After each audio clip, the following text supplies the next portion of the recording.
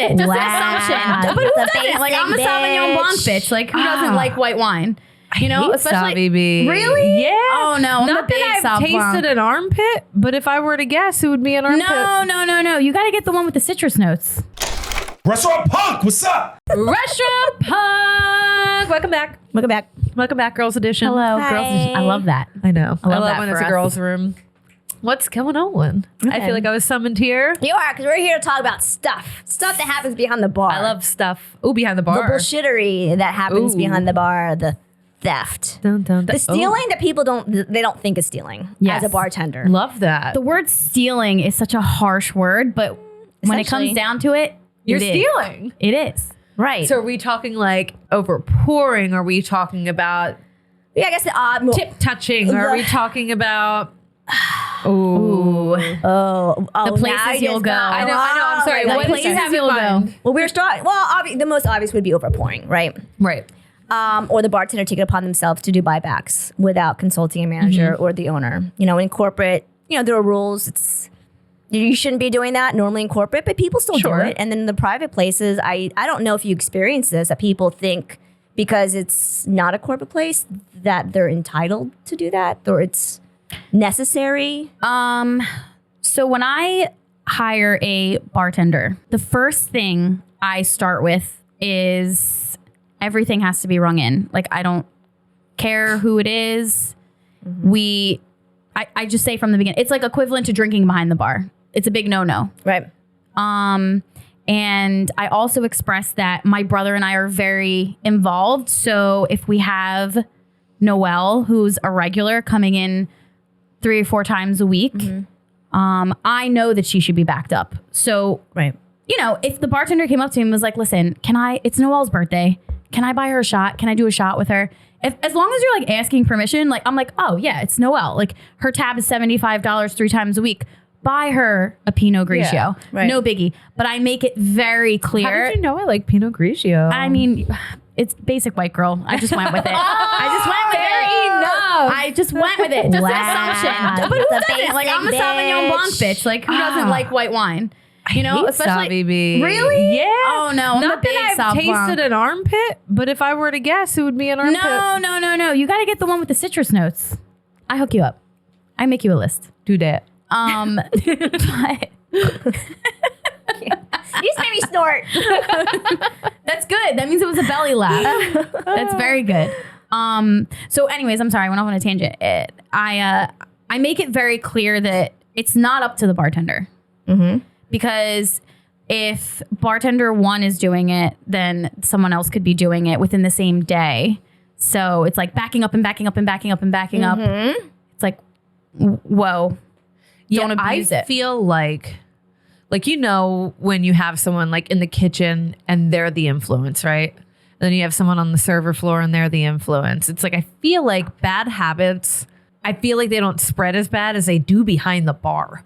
Definitely. Like, I feel like the Interesting, yeah. influence is so different and you have so much control over again, like with just like money coming back, like if people are paying cash, like making sure that everything is rung in. I've worked at such high volume bars, I know we all have, to where like people are spitting out like 10 drinks and like you're so busy that your first instinct sometimes isn't to turn around to the POS and put every single one in. You're just like, the well is right there. You just want to start banging them out. You know what I mean? And then you turn around and do that. At that given moment too, like anybody could walk away. Like there's just so... And then you forget. If you're that or you busy. forget and then like people are grabbing the drinks as you're making them and you're like, shit, what did I just make? You know? Right. Even though you can remember everything that they just ordered, it's like, what did I just put in front of me after that I have to plug that in? And I don't know. I just feel like bad habits and bad influences happen easier behind the bar than they do. Definitely. Well, you're also human. You're going to forget occasionally.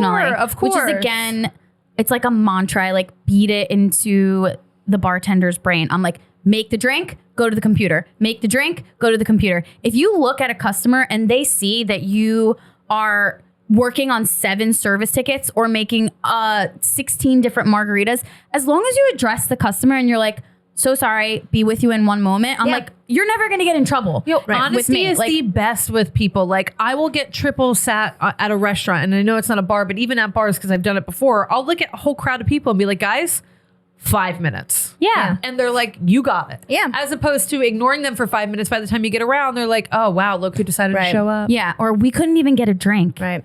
Well, I find that this obviously doesn't happen back at the house, like in a restaurant, is you don't get the pressure from a guest harassing you to get free shit.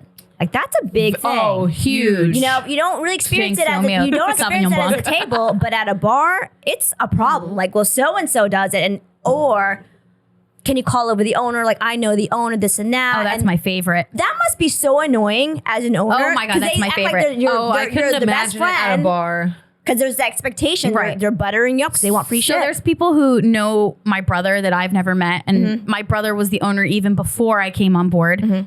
My parents have been in the industry since 1975. So my favorite is when they're like, oh, we know the owner. And I'm like, you do?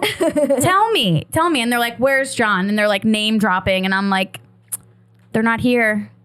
You got to talk to me. I can't even tell you how many times I've done like the spin move. They're like, we want to talk to the owner. And I like spin around and I'm like, Hello, Shawty. it's me. Right.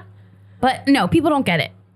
They don't get it. No, because there's Customers the constant, don't like, get it. I pressure. shouldn't Yeah, rephrase. customers having like the goal or the gumption or whatever. Like, never forget I poured a beer with like the perfect foamed like head. You know what I right. mean? And I remember him being like, "Oh, I want you to take $2 off of my beer." And I was like, Wow. excuse me? And he goes, well, because you took the first 2 sips of my beer, I want at least $2 off of my beer. And I was like, this motherfucker. I yeah. was so mad. I immediately went and got like the bar manager at the time. And I was like, look at that beer. And granted, the foam had already gone down. I said, did I underpour that beer? And he said, no. No, because people think Because even if he took 2 sips, that's still a perfect pour. people are It was ignorant. just, oh ignorant. my God. They're ignorant. But They you think they're you funny. get that first-hand harassment. Like, it's not like customers are, and don't get me wrong, I'm not downplaying anything that happens in a kitchen or anything that happens on the service floor because everybody catches bullshit, right? Everybody does. But you don't have the customer literally in the kitchen. Also, the worst, when you're making a martini or you're pouring a shot, they're like, no. Keep going. Just keep pouring. Yeah. No. I'll take a double, but you don't have to charge me for that. Yeah. Oh, My favorite is gag. take care of me and I'll take care of you. Like when you hear that and you're like, Cringe. no. Right. Absolutely No. cringy. Right. Now that's If George I don't was play here, that he would game, say so- that's No, what she it's- said. recently someone said to me, she's like, oh, so do you pour singles or doubles? I go, depends what you asked for. And she said, And well, what that receipt is going to say. yeah. And she said, well, and then how much is a double? I'm like, double the price. Like, we're not playing this game. I'm not down with that. You're not going to bully me. It is what it is. I don't know what to tell you. I'm not going to Yeah. argue with you. That's how much it costs. But anyway, so the way I want to go with this conversation is, yes, you're losing money from overpouring, from giving free drinks, but there's other ways you're losing money. And we spoke about it in another episode when it came to prepping in restaurants. But what about bartenders or barbacks who are cutting lemons? Like, I watched almost every week I work, Cambros full of lemons just getting thrown out. Oh, Could you imagine getting thrown out? And I'm like looking at this stuff. I'm like, are you kidding me? Or lemons. So you have the cutter, the slicer that you put it on vertically, point end to end, Yeah. and then it slices it. But if you put it in cockeyed, you have like Makes it all wonky. wonky, and they have like little pieces, and you can't put in the coronas, and Yeah. it's useless. So now you're just wasting limes and lemons doing that bullshit too. I mean, there's just so many different ways that people don't realize like how they're losing money. Absolutely. I mean, even down to, I feel like rotating certain bottles on the bar to like bring it. Like, I worked at a bar and they made it very important that, you know, we had the bar set up one way. And then probably like once a quarter, we would take all the bottles down, we would clean them up, and we would switch the sections up. So when people came in and they typically would look over for the gin, it was all of a sudden a whiskey. And they're like, you know what, let me try something different.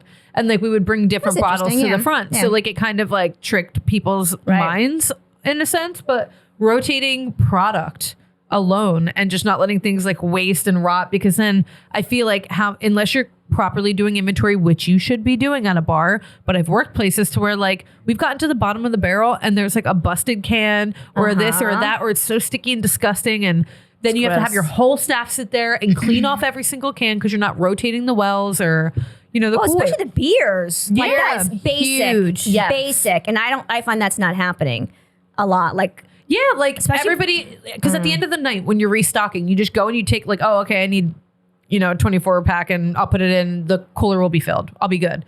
That bottom row has faced that same issue 3 months in a row. row. It's It's like crusty. no man's land. Yeah, Because I wouldn't at drink the it. end of the night, nobody wants to be like, all right, let me reach in, pull everything out, like wipe it all down, add this to the top, put the new ones on the bottom. Unless it's inventory day, you don't do that. Yeah. Well, I mean, not you, but like a lot of bars don't do that. And then you end up losing all that product because you can't even wipe that disgusting. can off. It's scratched up. It's disgusting. gross. It's busted. Like The it's wine labels like starting to Yeah, peel back. peeling back. Oh man. How about I did inventory for this one place I worked? There were 3 bars and I did inventory. And I went to the manager. I said, I don't know why there are 14 bottles of red wine open when we maybe go through half of one a night. yeah. awful? 14. I was explaining to him, like, the bar back, open these all. Someone needs to explain to him that you can't do that. Okay, now this sounds petty. I'll admit it, but I did it, okay? He came in with his girlfriend, and she was drinking red wine. So I'm like, oh, what do you know? I have one of those bottles of wine. And I gave her. Let's just say she knew her second glass. If it was okay for you to do it to customers, it's okay for your girl to drink it. That's the way I see it. So fair. Fair. Right? And then I threw it out. Because he said throw it all out. I'm like, nah, I have a feeling I should keep some of these. I just have a feeling. And then when he came like the next day, I'm like, perfect. Yeah. Perfect. Next day, Go throw make a them all out. sangria. No, but Yeah. I mean, even down to opening too many freaking bottles and letting Yeah. things spoil and not putting your bar tops or your little pours on right. And then like flies and getting in and not wrapping things properly. Like you lose so much so easily behind a bar. Can I ask you a question? At the end of the night, when you have your bartenders clean up, do they cover the Pour speed spout? pours? Yes. With what?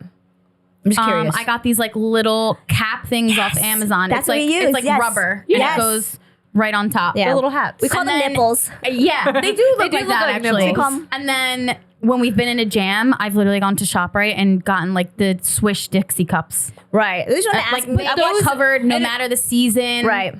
And then like, if But the those middle make of the such a day, if it's quiet, difference. it totally makes a difference. Middle of the day, if it's quiet, I'm like, take all the pours off and just let them sit Yes. in water. Yeah. Like there's always something to do. Yeah. Also to go back to your point about like the waste of like fruit and stuff, I always have people train for whatever 3 or 4 shifts that they follow, shadow someone else so they can get a feel. I have them come in at different times. So like a busy Friday, a crappy Monday morning, that they can gauge how much fruit you have to Smart. cut. Yeah.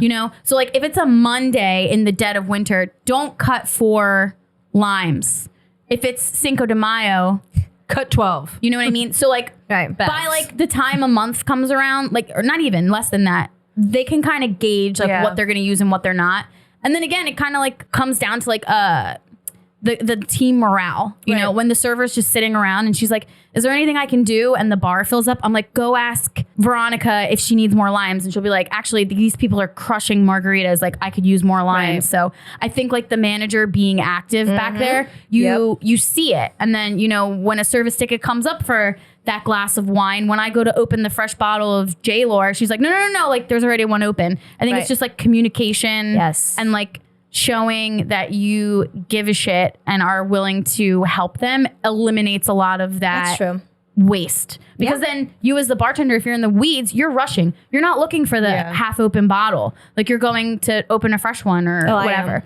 But I'm like also I'm the crazy person. And I get really annoyed when there's 10,000 bottles open of something that you use like maybe once a Well, month. no, it's not crazy. You get it. Yeah. You understand that like the shelf life is only a handful of days or whatever, a week that it's going to get chucked. Yeah. a money pit, A money but pit. also a money maker. Yes. That's it. All right, wrap this shit up. We So had I'm just 12 minutes. We saying, came. We saw. We conquered. Yeah, I'm just saying, just pay more attention to what goes on behind your bar. Just because you're bar owner doesn't mean that you cannot be behind the bar. Yeah. Saying, Bang bang. Know what the going on. All right. The girls' room. Bye. Bye. Liz summoned me in here. I did that. I was like, bitch, get over here. I was outside having a conversation. George comes like slapping the door. He's like, And I live here now behind this couch. What you got? What do you want?